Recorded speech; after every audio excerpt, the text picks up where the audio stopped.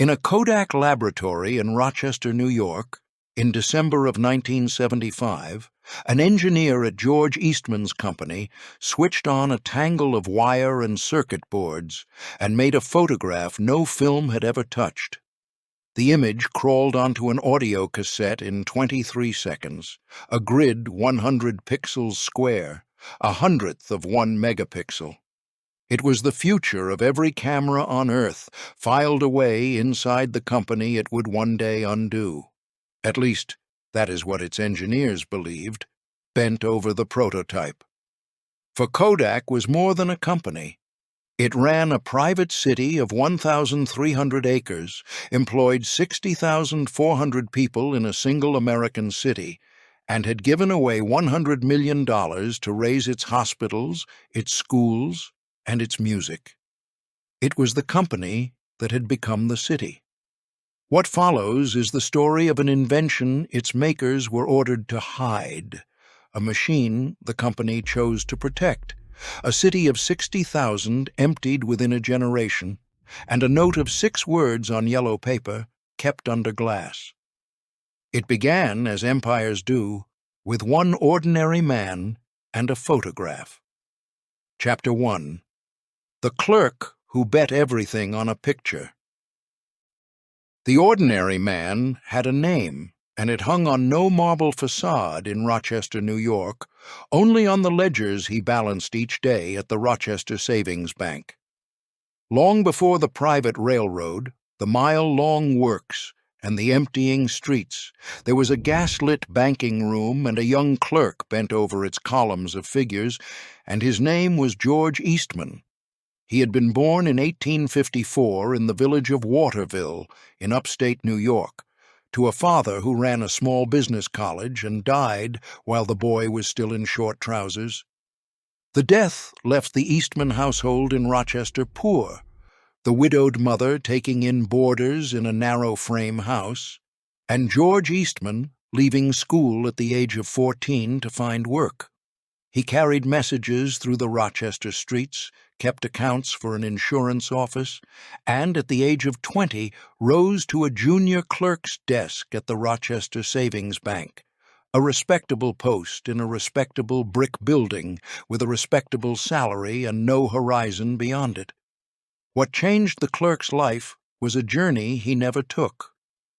In 1878, planning a trip to the island of Santo Domingo, Eastman was advised by a colleague to make a photographic record of the voyage, and so he bought a complete wet plate outfit to learn the craft. What arrived was a burden, a camera the size of a small crate, a heavy wooden tripod, boxes of glass plates, a tent that served as a portable darkroom, and jars of chemicals that had to be poured, coated, and developed on the spot while still wet. Photography in the 1870s was the work of professionals and obsessives, a traveling chemistry set hauled on the back like freight, and Eastman would later describe the outfit he had bought as a pack-horse load of equipment. The trip to Santo Domingo fell through. The obsession did not.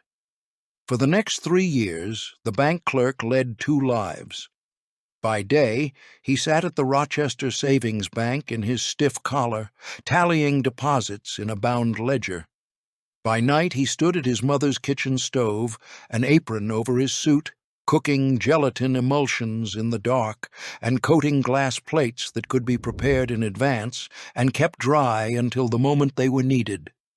He had read in a British photographic journal that English inventors were replacing the messy wet plate with a dry one, and he set out to make dry plates of his own, testing formula after formula until the small kitchen smelled permanently of chemicals, and his mother despaired of ever cooking a meal there again. By 1879, he had produced not only a working dry plate, but a machine to coat them by the dozen, and he carried the device across the ocean to London to secure his first patent. The following year, the clerk quietly became a manufacturer. In 1880, Eastman rented the upper floor of a building on State Street in Rochester and began turning out dry plates for the photographic trade, still keeping his bank job as insurance against failure. A Rochester buggy whip manufacturer named Henry Alva Strong put in the first outside money, and within the year, the small concern took the name of the Eastman Dry Plate Company.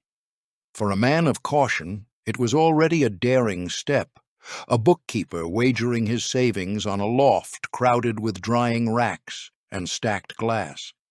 But dry plates only made an old trade easier. They still sold to the same narrow world of studios and serious amateurs, and behind the counter Eastman had begun to see a far larger design than the one fixed on the glass. His idea was very nearly heresy in the photographic world.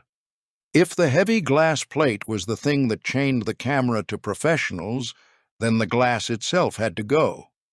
Eastman replaced it first with treated paper, and then with a flexible roll of film wound inside a holder, so that a single small camera could carry not one exposure, but 100 of them in a coil. In 1888, he set that camera on the market. It was a plain wooden box, scarcely larger than 2 fists, fitted with a single button, factory-loaded with a roll for 100 pictures, and sold for $25 to anyone who could pay. When the roll was finished, the owner mailed the entire camera back to Rochester, where the company developed the pictures, reloaded fresh film, and returned the box ready to shoot again. He gave the little machine a made-up name, a word that meant nothing in any language on earth and could be mangled in none. He wanted it short, hard to misspell, and impossible to mispronounce, and he built it around the letter he liked best, so that it began and ended with a hard K.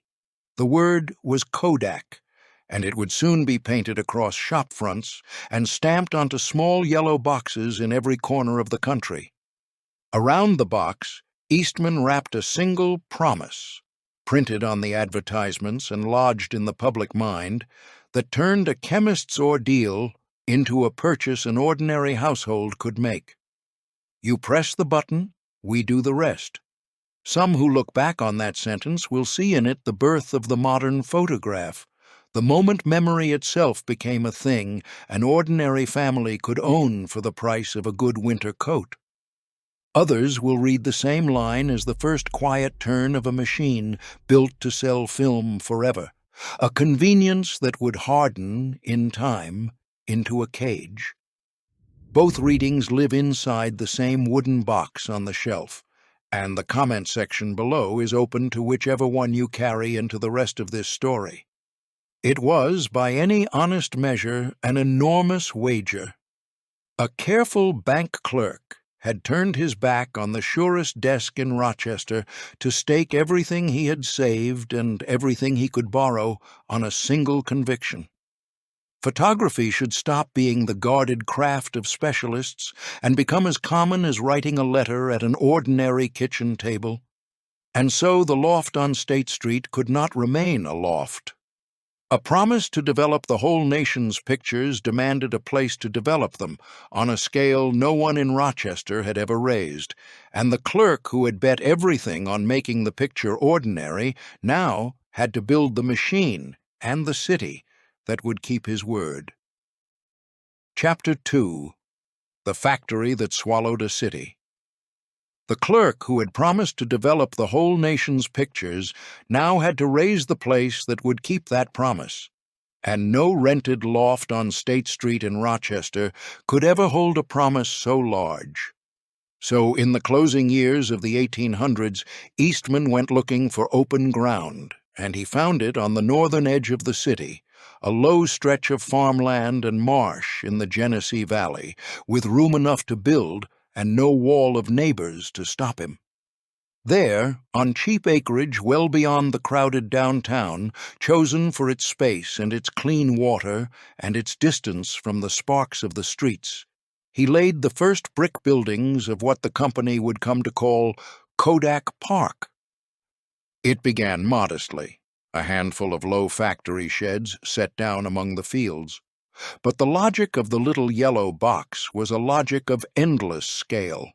A camera that mailed itself back to Rochester for developing meant that every picture taken anywhere in the country came home to this one plot of northern ground. And the more cameras that sold, the more film had to be coated, the more chemicals had to be mixed, the more brick had to rise to hold it all. Year after year, the fields surrendered to buildings. The sheds multiplied into blocks. The blocks stretched into long avenues of windowed factory walls, and above them the first tall smokestacks went up, until the works no longer sat beside Rochester so much as it began, quietly, to become a second Rochester laid out to the north. What grew there over the following decades was not a factory in any ordinary sense of the word. A factory is a building, or a cluster of buildings, where a single thing is made. Kodak Park became something for which the plain vocabulary of industry had no ready name. Behind its fences and its gatehouses, it manufactured film, and it manufactured, alongside the film, very nearly everything that a living city requires to keep itself standing. The figures alone are difficult to hold in the mind. At its height, the works spread across more than 1,300 acres of ground, and its brick perimeter ran nearly 4 miles from one end to the other. More than 150 manufacturing buildings stood inside the fences. It kept its own fire department with its own engines and its own uniformed men. It ran multiple power plants, their boilers and turbines feeding light and heat to the entire complex. It operated a private railroad to haul raw material and finished film across its own territory. It cleaned its own water and treated its own sewage in its own works. It ran an industrial laundry and its own medical facilities behind the plant gates, and it paved nearly 30 miles of private streets to carry the traffic between the buildings. Every one of those things is a service that a town ordinarily builds for itself and pays for out of a public treasury, decided by councils and elections and the slow argument of citizens. Here they stood inside the fences of a single photographic company, built by it, owned by it, and answerable to it alone. A stranger set down among the smokestacks and rail sidings of one of those paved private streets might easily have taken the fire engines and the power plants for the property of a municipality of respectable size, and been wrong only in this, that no mayor governed the ground beneath his feet, and no citizen had ever cast a vote in it. Seen from the air, in the photographs that survive, the place had the look of a city, and not of a plant at all. Chimneys rose in ranks above the rooftops. Rail spurs threaded between the long brick halls. Water towers stood over the yards, and at night the windows of the buildings and the lamps along the private streets burned in the dark north of the Genesee like the lights of any town. The daily traffic of workers and material moved along streets that never once had to touch the public roads of Rochester. A city had grown up to the north of the city, sharing its name and its river and a great part of its people, and yet it belonged, wall to wall and street to street, to one company. And the two Rochesters did not stay apart. The very machine that had made this private city possible, the roll film promise that funneled a continent's photographs into a single plot of ground, was the same machine that bound the public city and the private one ever more tightly together. The men who drilled in the fire yards and tended the boilers walked home each evening to the older streets to the south. They spent their pay in the shops there, filled the streetcars and the pews and the schoolrooms, and raised their families in houses that stood only because the smokestacks to the north kept smoking. What was made behind the plant gates paid for the life that was lived beyond them. By the turn into the new century, the arithmetic had quietly reversed itself. Eastman had set out to build a factory large enough to keep a promise about photographs. What he had actually raised on the marshland above the Genesee was a company that had become a city, and a company that has become a city owes that city something, and is owed something in return, though neither debt was ever written down in the ledgers stacked inside those brick walls. The paved streets and the private railroad had answered, in full, the question of how a whole nation's pictures would be developed. They had opened a far larger question in its place, one that would take the better part of a century to come due, of what a town owes the company that built it, and what the company owes the town it has quietly become. Chapter 3. The Wage That Bought a City's Faith. The debt a company owes the town it has quietly become is not the kind any court can compel, and George Eastman chose to begin paying it long before a single voice in Rochester rose to demand it. Across the industrial country of his day, the labor question was answered in one grim vocabulary of locked factory gates, hired detectives, and the 12-hour shift ground down until it broke, and the smoke of strikes hung over half the mill towns of the age. Behind the brick perimeter to the north of the Genesee, Eastman answered it in another vocabulary entirely, the vocabulary of money handed back. He had built the works that swallowed the city. Now he set out to build the arrangement that would bind the people of that city to him by something warmer than a paycheck. It began, in the record, with the quieter instruments. In 1911, the company established a welfare fund, a standing reserve inside the accounts of a photographic manufacturer set aside for the worker who fell sick or was hurt at the coating machines or slipped into the kind of trouble that a weekly wage alone could not carry. Alongside it, the company laid down a pension and accident fund of roughly $1 million, a sum of real weight for the era, kept in the ledgers against the day a man grew too old or too injured to stand at the line. What made the figure remarkable was less its size than its timing. Most American firms would not offer a pension of any kind for another half-century, would let the worn-out worker walk out the plant gate with nothing, and here on the marshland above the river, a company had already banked $1 million against that morning some 50 years before the rest of industry thought to do the same. Those were the foundations. The keystone came in 1912, and it carried a name the company itself supplied. Eastman created what he called the wage dividend, one of the most sweeping programs of profit-sharing in the whole history of the American corporation. The principle behind it was disarmingly plain. When the company prospered, and the little yellow boxes of film kept coming home to Rochester by the trainload, a share of that prosperity was to be paid back to the people whose hands had made it, as a dividend they had earned. It reached every employee at every level, the chemist and the sweeper and the clerk at the same table, and each year it arrived in the form of an extra payment that came, for the ordinary worker, to something near 5 weeks of ordinary pay. 5 weeks of wages, dropped into a household once a year on top of the wages already earned, was not a gesture. It was a season. It paid the doctor and the winter coal, it bought the furniture and the piano and the down payment on the house, and in a city built on payday envelopes, it fell like a second harvest. The day the dividend was distributed acquired a name of its own in the streets to the south of the plant, Kodak Bonus Day, and it became, in the plainest civic sense, a holiday. The downtown shops of Rochester dressed their storefront windows for it.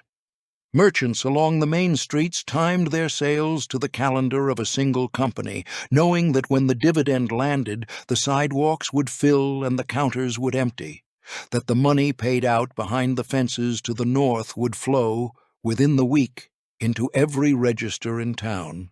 And there, in the ordinary machinery of that yearly holiday, sat the thing that would matter most and be noticed least. The whole of it, the welfare fund, and the pension reserve, and the wage dividend, and the bonus day that turned a company payment into a public feast, rested on nothing but the company's continued willingness to keep it up. No statute required a single dollar of it, No union had bargained it into a contract. No city council had written it into law. No citizen had ever cast a vote to secure it. It was a compact of one clause, offered freely and renewable only at the pleasure of the men who owned the works, and because it had always been kept, the people who lived on it came to treat it as though it could never be otherwise. A decision that looked, from the executive floor, as small and routine as any other annual entry in the books, the decision simply to go on paying, was in truth the only thing holding the arrangement together. For the moment, the arrangement held, and it held beautifully. The wage dividend did precisely what its architect intended. It bought the faith of a city. It turned the men at the boilers and the women at the drying racks from mere employees into stakeholders in the fortunes of the firm, and it turned Rochester from a town that merely housed a factory into a town that believed in one. The people gave the company their loyalty, their sons, and their trust, and the company gave back, year upon year, a share of the profit and a holiday to spend it on, and the exchange came to feel less like a bargain than like the natural order of the world. But faith, unlike a contract, carries no clause for the day the giver stops giving, and the town that had learned to live on a promise no law compelled had never once had reason to ask what would remain of it if the company that made it should ever, in some far year, decide the other way. Chapter 4. The millions he gave away in secret.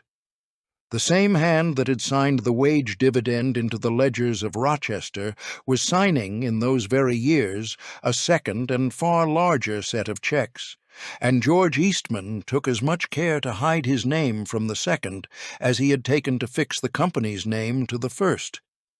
He was, by every account left in the record, a solitary man, a bachelor moving alone through the rooms of a great stone mansion on East Avenue, a figure who kept his own counsel and ran his affairs with the exactitude of the bank clerk he had once been. And yet this most guarded of men set out, across the last decades of his life, to underwrite the public life of an entire city and of places far beyond it, until the private soul in the sepia portrait had become one of the most consequential givers the country had yet produced. By the time he was finished, George Eastman had given away, in sums large and small, and to causes near and far, something on the order of $100 million. It was a figure almost without precedent for a single American fortune of that day. A river of money running out of the little yellow film boxes stacked in warehouses along the Genesee and into the institutions of a nation. The extraordinary thing was not merely its size, it was the direction in which a man so obsessed with control chose to point it, and the lengths to which he went again and again to keep his own face out of the picture. The single greatest share of it stayed close to home, in the university on the far bank of the river from his works. To the University of Rochester, Eastman directed roughly $50 million, a sum large enough to lift a modest local college into an institution of national weight, and he attached to the money the particular passions of a man who had built an empire on precision and loved music with an ardor he could never fully explain. From that fortune rose the Eastman School of Music, a great conservatory raised in the heart of a manufacturing town, its concert hall and its practice rooms built so that the children of a factory city might be taught the very thing their patron treasured most. From the same fund rose a medical school, so that the city which assembled cameras and coated film in the works to the north would also train the physicians who tended its people. The money made from photographs was turned, by deliberate design, into the two things George Eastman seemed to believe a civilization finally required of itself, its music and its medicine. But the most revealing of all his gifts was the one he labored hardest to conceal. Far to the east, at the Massachusetts Institute of Technology, the school where the young sciences underpinning his own industry were being formalized in laboratory and lecture hall, a benefactor began sending money, and a great deal of it, under a name that belonged to no living person. He called himself, on the correspondence and in the accounts, Mr. Smith. For years, the Institute received the contributions of this Mr. Smith without the faintest idea whose hand had written them, a phantom donor whose gifts arrived in the mailroom and were spent on new buildings and new apparatus, while the man behind them declined to be thanked, declined to be photographed at any dedication, declined even to be named on a plaque.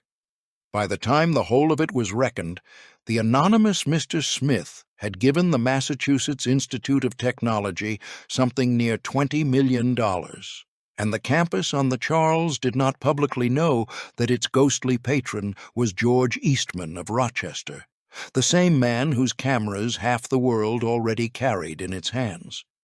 Here, in the gap between the deed and the signature, sat the contradiction at the very center of the man, a figure who governed his company down to its smallest detail and guarded his own privacy behind the walls of the East Avenue mansion like a fortress had chosen to pour the greater part of a fortune into the most public institutions a society keeps, its universities, its concert halls, its schools of medicine.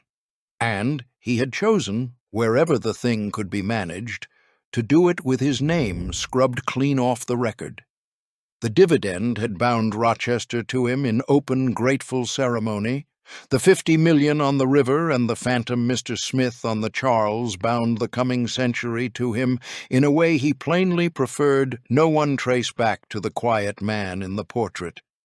He built the visible monuments, and he took great pains to hide the builder. By the opening of the 1930s, the arrangement stood at its full height.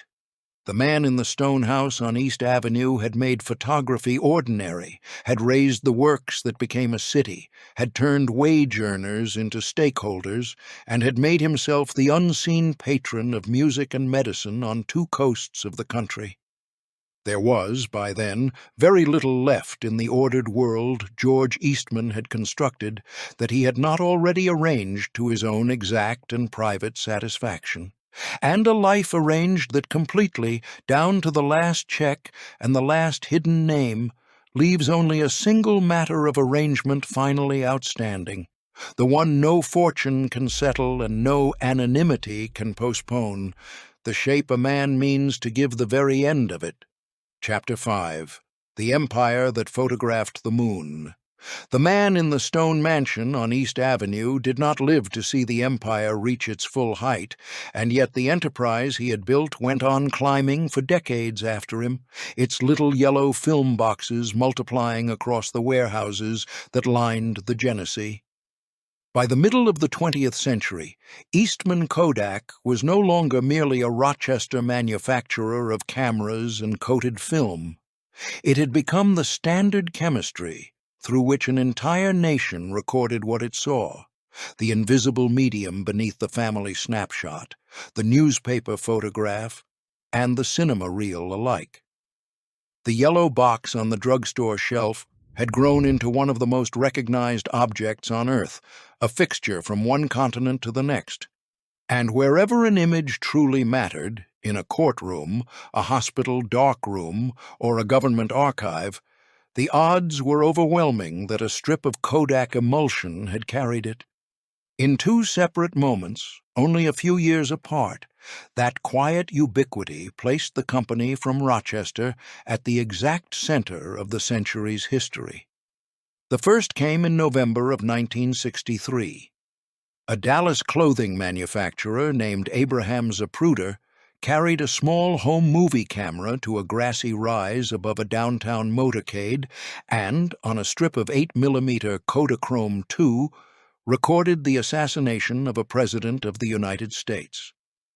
The camera in his hands was an ordinary consumer product, the very kind Eastman had spent a lifetime making cheap and simple so that any family could film a birthday or a passing parade.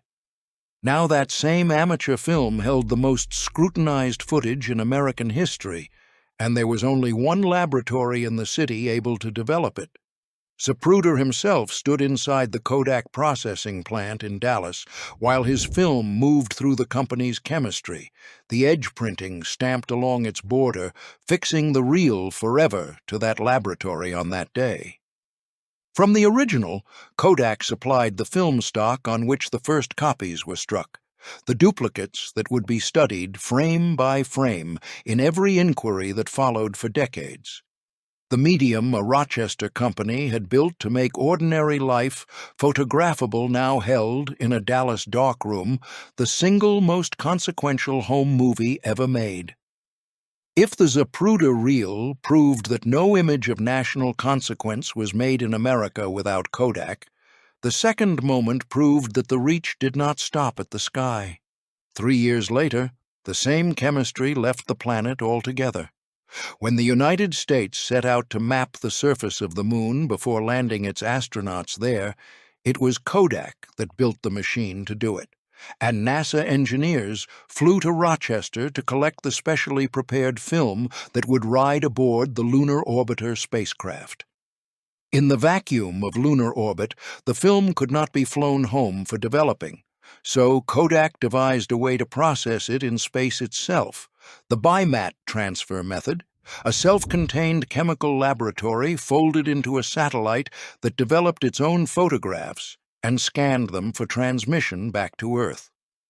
The gray, cratered images that guided the first moon landings were the product of a Rochester film system operating in orbit around another world. And the reason so few people ever knew any of it was that the technology had not been born for exploration at all. The BMAT process had been developed first for spy satellite reconnaissance, for photographing the Earth from orbit on behalf of American intelligence, and it remained classified by the Central Intelligence Agency until the year 2001. The same yellow box chemistry that filmed a child's birthday also served in secret as the eyes of the Cold War. Behind these two feats stood an industrial machine that had grown to a size without rival in its field, and its figures arrive one after another, each heavier than the last. In its home city, the payroll swelled until 60,400 people drew a Kodak wage in Rochester alone by 1982, one working adult after another in the region badged to the yellow logo. Across the world, the company's head count crested at 145,300 employees in 1988. And on the floor of the New York Stock Exchange, the enterprise a bank clerk had begun with a single coating machine reached a market value of nearly $30 billion by 1997. An entire city and a substantial share of a global workforce now hung on the fortunes of the little yellow box. It was the summit of everything George Eastman had set in motion, an American empire that had photographed the death of a president and the surface of the moon, and had turned the recording of light itself into one of the most valuable enterprises on Earth. And it was, though almost no one inside the company yet understood it, the last clear moment before the ground began to move. For the very completeness of the triumph concealed a fault line running directly beneath it, a dependence so total on film and its chemistry that the empire could no longer imagine itself without them. The instrument that would one day split that fault wide open had already been built, quietly, inside one of Kodak's own Rochester laboratories, and then set carefully aside. It was sitting in a drawer at the very height of the empire, waiting while the yellow boxes went on shipping by the millions, and no one in the executive suites thought to ask what it meant. Chapter 6. The Invention They Were Told to Hide. The instrument that had been set carefully aside inside a Kodak laboratory did not arrive there by accident. To understand how a company came to file away its own future, the story returns to a darkened workroom in Rochester in the winter of 1975, where a young electrical engineer sat hunched over a workbench crowded with circuit boards, coiled wiring, and hand-soldered connections. His name was Steve Sasson, and the assignment he had been given was so obscure that almost no one expected it to lead anywhere at all. He had been asked, in effect, to discover whether a small new electronic sensor might be persuaded to capture a photograph without any film. The sensor was a charge-coupled device, a chip made by the Fairchild Semiconductor Company, and it could turn light falling across its surface into electrical signals rather than into a chemical stain on a strip of coated celluloid. Sasson set out to build an entire machine around it, assembling by hand a self-contained camera that owed nothing to the yellow film boxes on which the whole enterprise had been raised. There was no established design to copy and no product plan waiting behind it, only a cluttered laboratory bench, a lens, a cassette drive, and an engineer trying to make a picture out of electricity. Around him, the great works of Rochester went on stamping out film by the mile, the very substance his contraption was quietly built to do without. On the 12th of December, 1975, the machine captured its first image. The device translated the light entering its lens into a grid of electrical values, a picture measuring 100 pixels across by 100 pixels down. It was a black-and-white photograph of roughly 1/100th of a megapixel, a resolution so coarse that any recognizable detail dissolved into a mosaic of gray light and shadow. The camera did not print the picture or throw it onto a wall. It wrote the image in a slow mechanical whisper onto an ordinary audio cassette of the kind then sold to record music, and the writing of that single frame took about 23 seconds from beginning to end. It was, by every ordinary measure, a poor photograph, and it was also the first photograph ever made by a self-contained digital camera, the seed of every glowing screen and silicon sensor that would one day render the coated film beside it obsolete. What Sasson had built on that Rochester bench was a prophecy, a small gray square holding in embryo the very instrument that would eventually unmake the empire that paid his wages.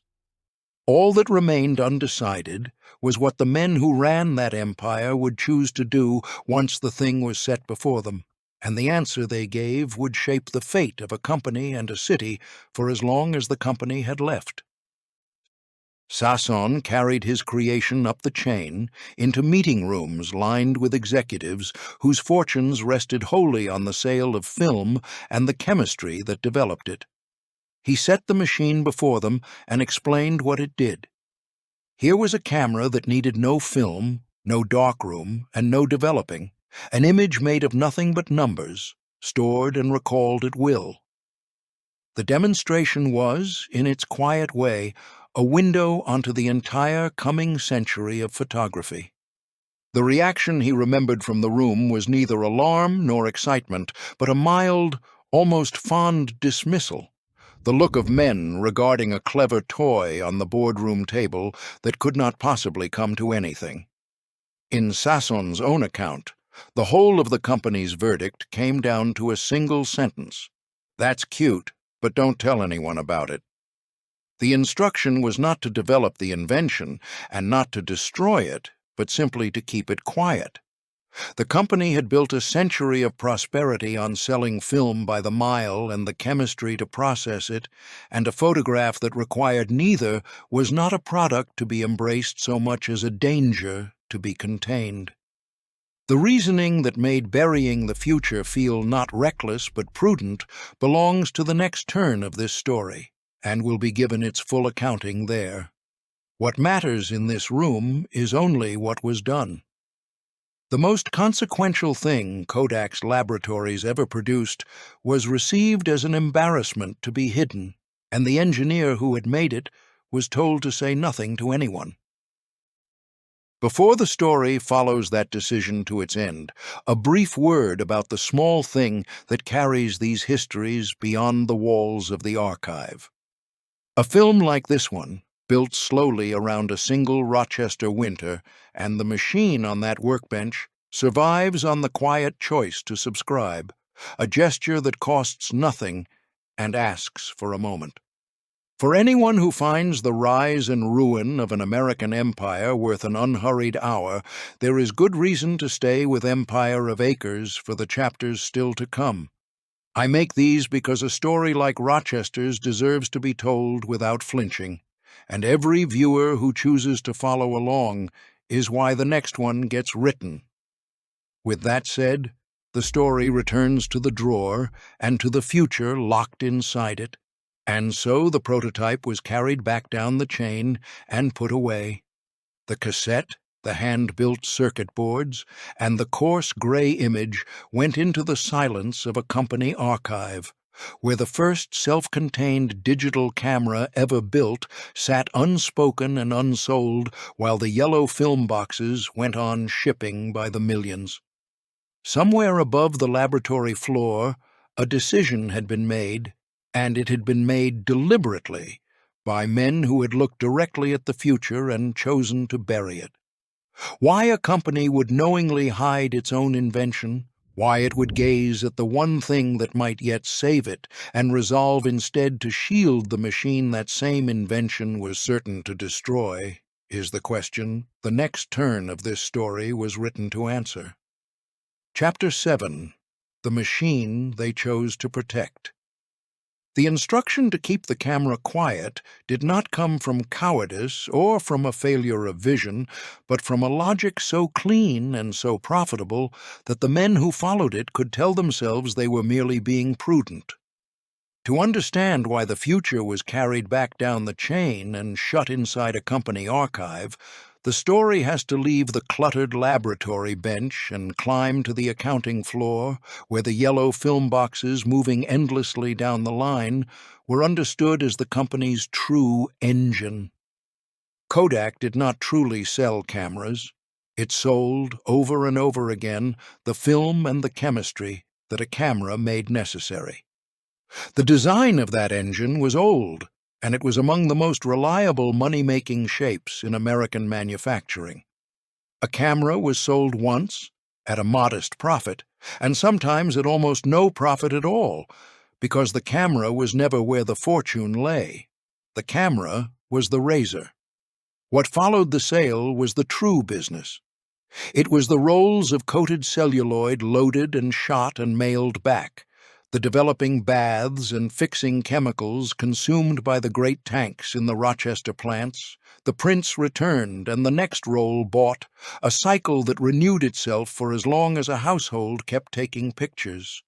Those were the blades, purchased again and again, year upon year and decade upon decade, by every family that owned one of the simple black boxes. A single camera sitting in a kitchen drawer could sell its owner film and processing for the rest of a lifetime, and the millions of yellow cartons shipping out of Kodak Park were the physical form of a river of repeat revenue that never ran dry. Set that engine beside the machine on the workbench, and the reason for the burial resolves into cold arithmetic.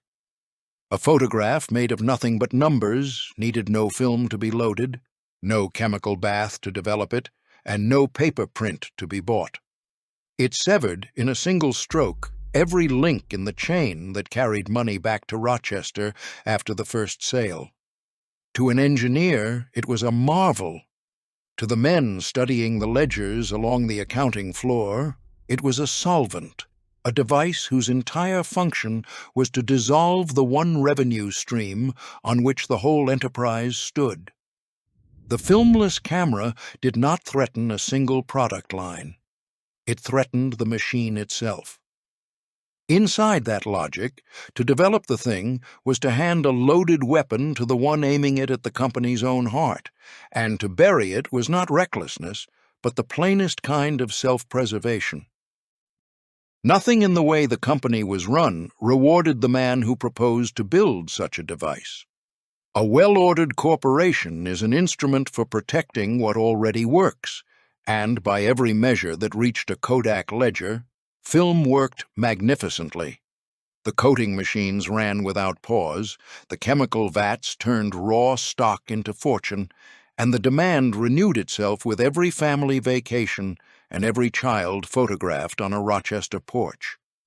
To interrupt that with a machine that earned its keep once and then fell silent was to volunteer for a loss no executive was paid to accept.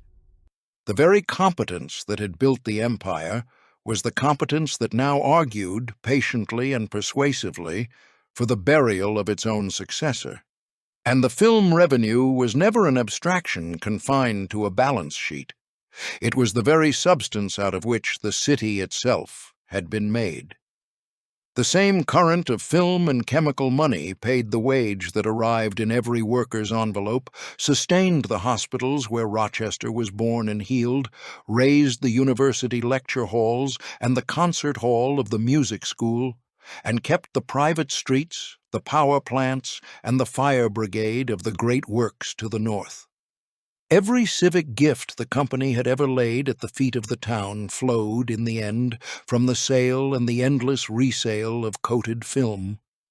The engine the executives chose to shield was, quite literally, the engine that fed 60,000 families, and this is what lifted the quiet decision above ordinary commerce and turned it into something nearer to a moral act performed in a locked room. Set against the town it had made, the decision admits two readings.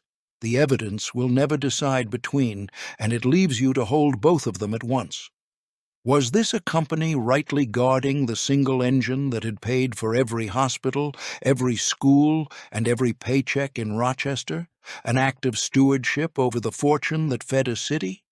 Or a company that looked at the 60,000 who trusted it and chose its own cash machine over them? The surviving record holds both readings without reconciling either, and the men who made the choice left nothing behind to say which of the two they believed they were doing. What is beyond dispute is what the choice committed them to. In electing to protect the film machine, Kodak did not merely decline one invention on one December afternoon, it bound the fate of the company and of the city built on its back to the ceaseless sale of the yellow cartons, and staked everything it possessed on a world that would go on buying them. The cassette and the hand-built prototype went down into the silence of the archive, and with them went the only exit the company would ever be offered on its own terms and in its own time. The men gathered around the boardroom table believed they had contained a danger. What they had in fact done was close a door, quietly, in a room no one outside it would ever remember, and set in motion an ordeal that no later decision would be able to undo. Chapter 8. The Years Kodak Refused to Look. A decision made in a locked room does not announce itself the next morning, and for a long while nothing on the streets of Rochester looked like the beginning of an ending. The coating machines at Kodak Park still ran without pause, the yellow film boxes still moved down the line by the millions, and the great works to the north still lifted their steady plume of smoke over the Genesee. To anyone standing before a downtown storefront window in the years that followed, the company was exactly what it had always been, the largest and most confident presence in the city, its name on the paychecks and its film loaded in every family's camera. The archived prototype sat where it had been filed, a small forgotten thing in a company drawer, and the world that would one day be built in its image had not yet arrived at the gates of the town. That was the mercy and the quiet trap of the arrangement, that a profitable machine can go on being profitable for years after the ground beneath it has begun to shift. Through the 1980s, the film business threw off its river of money as reliably as it ever had, and every quarter that it did so was another patient argument for changing nothing at all. The men on the accounting floor were not fools, and they were not blind. They could see, far off at the edge of the trade, the first faint stirrings of a photography made of numbers rather than of silver and chemistry. But a distant thing is easy to set aside beside a present fortune, and the present fortune was enormous, renewing itself with every family vacation and every roll of film mailed back to Rochester to be developed. So the company held to the course that each good quarter recommended, granting the coming change a place in its planning documents and its boardrooms, while ordering its actual daily life around the yellow cartons that still paid for everything. Through the 1990s, the change that had been a rumor at the edge of the industry hardened into a fact in the wider world.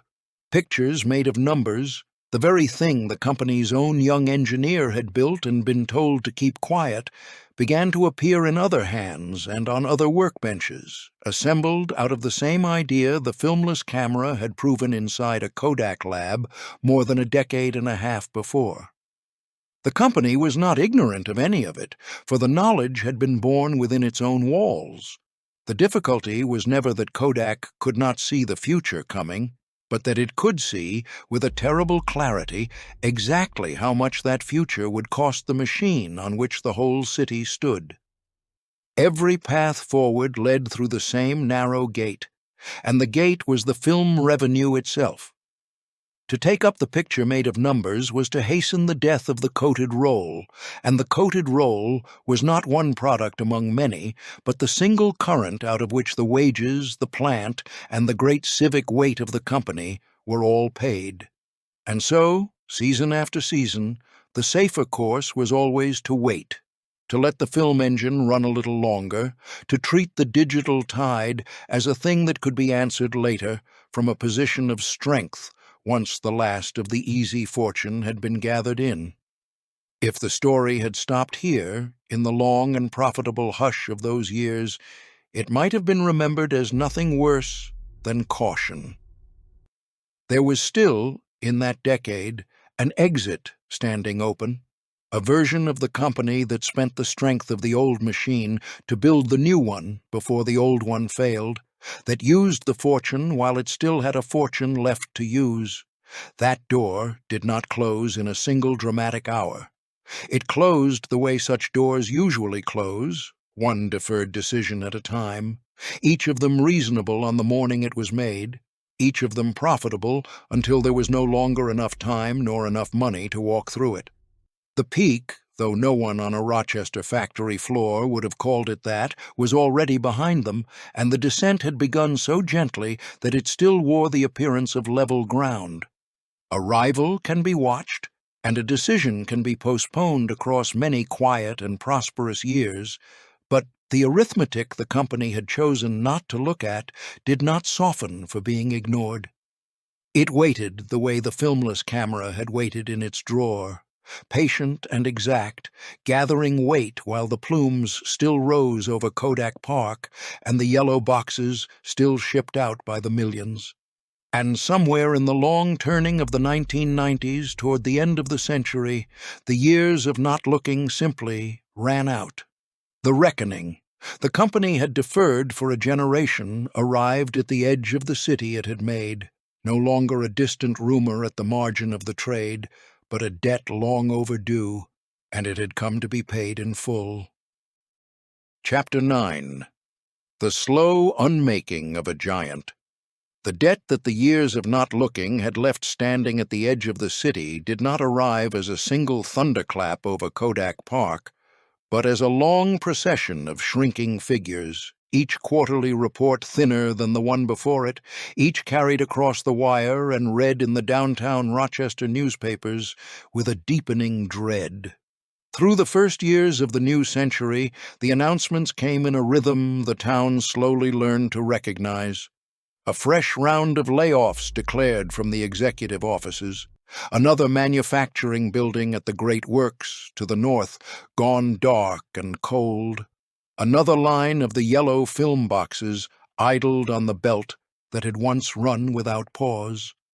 The men and women who had raised their families on the Kodak payroll watched the number that had defined the place for a century begin to slide, gently at first, and then without any floor beneath it, the way a tide draws back from a shoreline and does not turn. For a long while the company met the descent, the only way a proud institution knows how, with reorganizations announced in the boardroom and hopeful language pinned to each new plan, a promise that the coated roll and the emerging picture made of numbers could be carried forward together under one roof. But the arithmetic that the earlier years had refused to face did not bend to any plan, and every attempt to hold both worlds at once cost more film revenue than the new digital ventures could ever return. Season by season, the emptied desks and the shuttered departments multiplied across the campus, and the private railroad that had once hauled chemistry and glass through the works now ran past long rows of darkened windows. Then the company began to unmake the physical body of the empire it had spent 100 years assembling. The wrecking crews came to Kodak Park, and the manufacturing buildings that had housed the making of the world's photographs were taken down one after another, the demolition dust rising over the Genesee where the plumes of the power plants had risen for generations. Whole stretches of the paved private streets were emptied and razed, the mile upon mile of the walled industrial city shrinking back toward open ground, the great works to the north reduced building by building until the aerial view of the plant no longer resembled the metropolis it had been. The smokestacks that had marked the Rochester skyline for the better part of a century stood over an ever quieter floor, and the yellow cartons, still shipping out, did so in a thinning stream. Set one figure hard against the next, and the fall reads like a countdown told in cold numbers. 60,400 workers in Rochester at the peak in 1982, the high water mark of the company town. By the end of 2011, 5,129, a single generation carrying the local workforce down to less than a tenth of what it had been.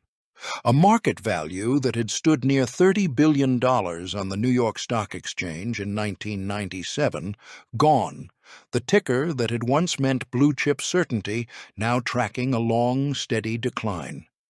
And in 2004, the most public verdict of all, the removal of Eastman Kodak from the Dow Jones Industrial Average, the yellow name struck from the small index of companies taken to stand for American industry itself, its place on the board handed to a firm of a newer age. Each of those numbers had a face somewhere on the sepia streets of Rochester, a household that had timed its year to the wage envelope, a downtown storefront whose windows had once been dressed for bonus day, a neighborhood built in the confidence that the works to the north would always need hands.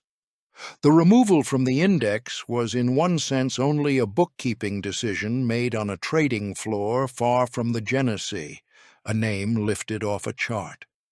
But the whole city understood what it meant, that the company which had built the hospitals and the schools and the concert halls, the company that had given the town its very shape, was no longer counted among the pillars of the country it had helped to picture. The most confident presence Rochester had ever known had been quietly demoted from the ranks of the permanent. And still the descent had no bottom in sight. The great architecture of the middle century, the wage dividend and the welfare fund, the patronage of music and medicine, all of it had rested on the endless sale of the coated roll, and as that current thinned the entire structure above, it began to settle and crack. What had been built over decades came apart over a handful of years, the payroll shrinking, the plant emptying, the market value bleeding away, until the giant that had swallowed a city was plainly beginning to swallow itself, chamber by chamber, folding inward toward a center that could no longer hold the weight of its own past. The name still stood over Kodak Park, and the boxes still bore the familiar yellow. But the thing behind the name was collapsing along lines it had drawn for itself long before, in a locked room, over a small filmless camera it had chosen to file away. What remained was to give the collapse its final form, and that last act, the one that would make the unmaking a matter of record and of law, was already being written in the cold language of the courts. Chapter 10. The bankruptcy that broke the compact. The last act that had been taking shape in the cold language of the courts arrived on a gray morning in January of 2012, when Eastman Kodak walked into a federal bankruptcy court and filed for protection under Chapter 11. The petition laid down on the clerk's counter that day was a plain sheaf of legal paper, and yet it carried the whole weight of 131 years, the enterprise that George Eastman had begun in a rented Rochester loft, now declaring, in the formal language of the docket, that it could no longer meet what it owed. Chapter 11 is the chapter of the bankruptcy code reserved for the debtor that hopes to survive, a shelter under which a failing company may hold its creditors at bay and try to reorganize what is left. And so the filing was not, in the strict legal sense, a death certificate. But for the yellow name that had stood for permanence on drugstore counters and family cameras around the world, the meaning that morning was plain enough. The most confident industrial presence Rochester had ever known was now a debtor's name on a court filing, its assets and its obligations set out in columns for a judge to weigh. For the downtown Rochester newspapers that carried the news, and for the households that read it over breakfast, the filing was not a distant event on a financial page, but the snapping of a thread that had held the city together for 4 generations. The arrangement between Kodak and its town had never been written into any law. It had been a compact, an unwritten understanding assembled over a century, that the company would fold a share of its profit into the lives of the men and women who made its film, and would in turn be entrusted with the civic body of the place. The wage dividend that had once made a holiday of bonus day, the pension that had promised an old age without fear, the hospitals and the schools and the concert halls that carried the company's generosity, if not always its name, all of it had rested on a single unspoken promise that the Yellow Company would endure. The bankruptcy petition was the document in which that promise was quietly declared void. For a compact had never been a contract. It had lived only in the trust between a company and a town, and a company that files for bankruptcy answers first to its creditors and its balance sheet, not to the neighborhoods that had built their lives around its word. Whatever the court would decide in the long reorganization that followed, the essential thing had already happened on the morning of the filing. The understanding that had bound Kodak to Rochester for 100 years now carried no binding force at all. The men and women who had spent their working lives inside the great works to the north, who had raised families on the plain, confidence that the company would always be there, woke into a season in which the word of Kodak had become one more claim to be counted among many on a schedule of debts. And so the covenant that had bound the company to the city dissolved, not in any single dramatic gesture, not in a fire or a flood or a closing of the gates, but in the small stroke of a filing in a courthouse far from the Genesee, the way a marriage of 100 years can end in the reading of one document. The company that had built the hospitals could no longer be relied upon to keep them. The company that had funded the schools of music and medicine was now itself the subject of a proceeding to determine what it could still afford. Every civic promise that had once flowed outward from Kodak Park, easy and certain as the plumes from its power plants, ran back now toward a single question the town could not answer, which was what remained of a benefactor once its own survival was in doubt. What Rochester was left holding, when the familiar name passed into the keeping of the bankruptcy court, was the outline of a promise with nothing standing behind it. The great works to the north stood mostly dark, their demolished stretches lying open to the winter sky. The wage envelope that had once timed an entire city's year had thinned to nothing. The most tended company town in America had watched the source of that tending reduced to a line item in a reorganization plan filed in a distant courtroom. And in that emptiness the city was made to understand, as it had never quite had to before, that the enterprise it had trusted with its whole civic life had in the end been only a company, answerable to its ledgers, and not the permanent guardian a century of generosity had let it seem. Yet even as the name passed into the cold record of the courts, the things that name had raised did not pass with it. The university still stood on its hill above the river. The School of Music still opened its doors to the evening. The museum still kept its rooms in the founder's old East Avenue mansion, and the hospital corridors still filled each morning with the ordinary business of a living city. The company that had made them was folding chapter and verse into the language of law and debt.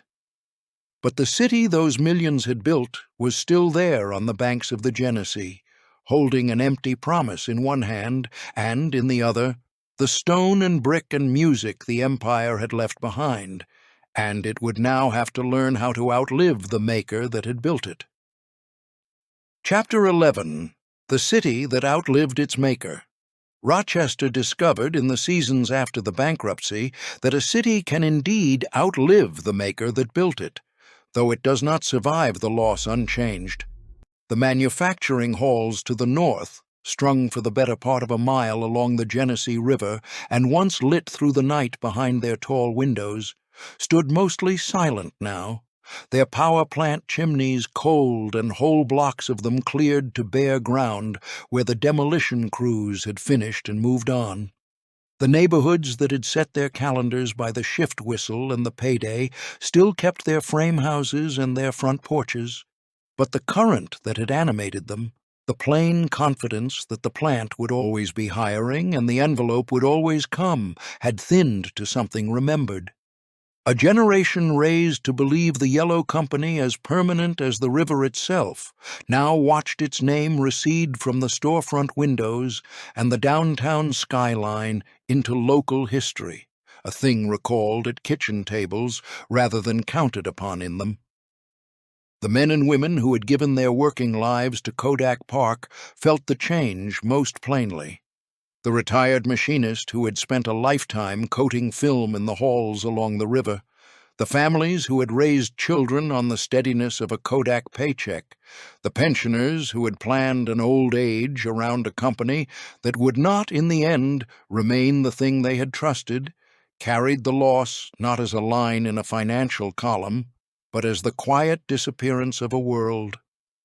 It was not the fortune they mourned, for the fortune had always belonged to the company.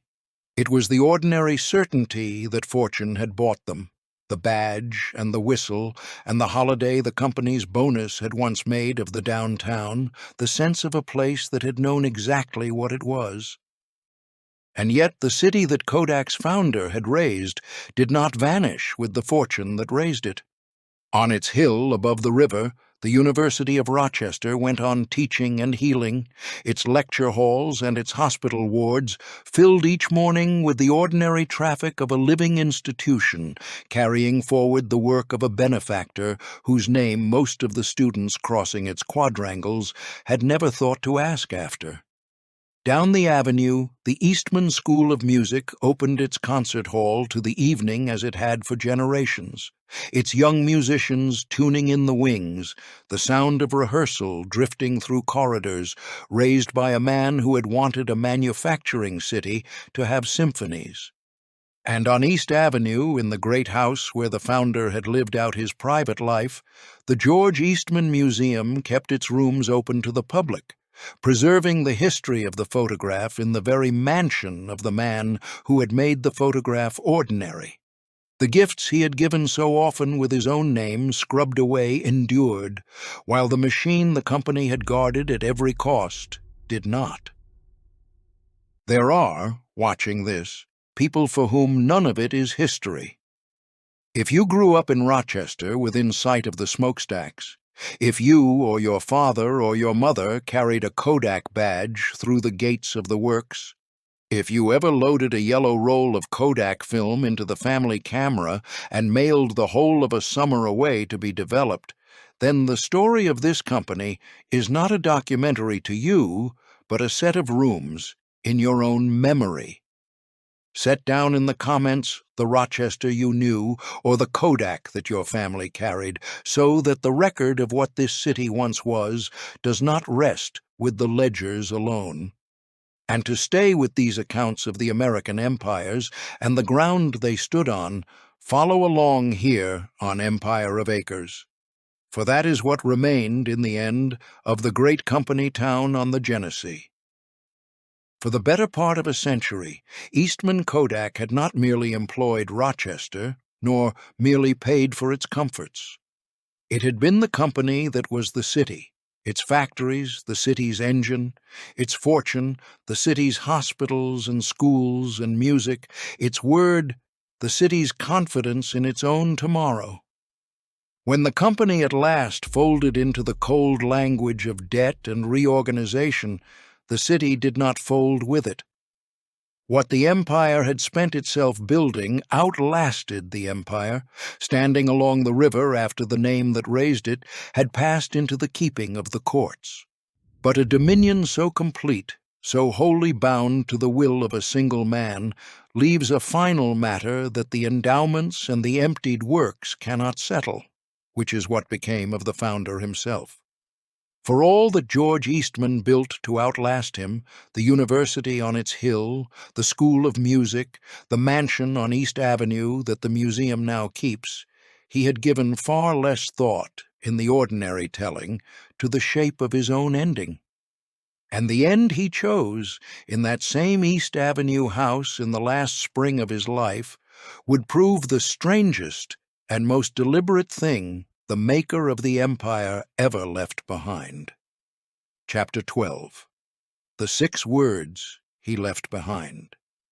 The end that George Eastman chose for himself in the East Avenue mansion where he had lived out his private life was not the impulse of a broken hour, but a decision reached the way he had reached every other, with calculation and well in advance. In the last years of his life, the founder's body had begun to fail him along the spine, a progressive disorder that the physicians attending him in the great house could neither halt nor reverse, one that would only narrow the life he had left and go on narrowing it. The man who had spent a lifetime arranging things, the works along the Genesee, the wage envelope, the gifts given with his own name scrubbed away, now faced in his own failing spine the single condition he could not arrange, could not engineer, and could not give to someone else to solve. He had watched his own strength recede in the rooms of the East Avenue house as steadily as he had once watched his fortune rise, and he studied the prospect ahead of him with the same cold, unsentimental attention he had turned on a balance sheet. And so, on the 14th day of March, in the year 1932, at the age of 77, in an upstairs room of the mansion on East Avenue, George Eastman ended his own life with a single gunshot through the heart. He had planned it. The death was arranged and deliberate, of a piece with the man who had timed a city's paydays and coined the name of a camera by the letters he preferred. The founder of the empire met his own ending on the terms he had set, in the house his fortune had built, on a morning in the early spring of that year. On a writing table in the room he left behind a note. It was written not on the engraved letterhead of the company he had raised, nor on the stationery of any of the institutions his money had founded, but on a plain sheet of yellow-lined paper, the ordinary kind, addressed in his own steady hand to no lawyer and no board, but simply, "To my friends," and signed at the foot with his initials. On that yellow sheet, above the initials, stood a message of 6 words, written in the plain, declarative manner of a man who had spent his life making complicated things simple. The note named no company and named no city. It made no accounting of the 77 years behind it, no inventory of the works and the wages and the concert hall and the medical school, no mention of the fortune or the town that fortune had built. It offered no apology and issued no instruction, laid no blame, and asked for no sympathy from the friends to whom the yellow paper was addressed. There was, on that single sheet in the founder's hand, room for nothing but the 6 plain words and the 2 initials beneath them, and the founder had judged that nothing more was needed. Decades and more after that yellow sheet was folded on the writing table, in a laboratory of the very company he had left behind, a young engineer would build a small prototype camera, switch it on, and hold in his hands the future of the photograph that George Eastman had made ordinary for the world. And the company the founder had raised would take that future, the filmless picture made of numbers, and file it away in a drawer to guard the machine it already owned, choosing to keep what was finished rather than reach for what was next. The maker of the empire had refused at the last to cling to a life that could only diminish, and had said as much and acted on it without waiting. The empire he made would spend its final strength doing the reverse, holding to the yellow cartons and the coated roll long after their season had passed, until the holding on unmade it. The note did not follow the fortune into the courts, nor the works into the demolition dust, nor the wage envelope into memory. It remained. Preserved beneath glass at the George Eastman Museum, in the East Avenue house where the founder wrote it and where he died, the yellow-lined sheet in his own hand can still be read by the visitors who pass through the rooms of the mansion, its 6 words unchanged by everything that came after them and everything that fell. My work is done. Why wait?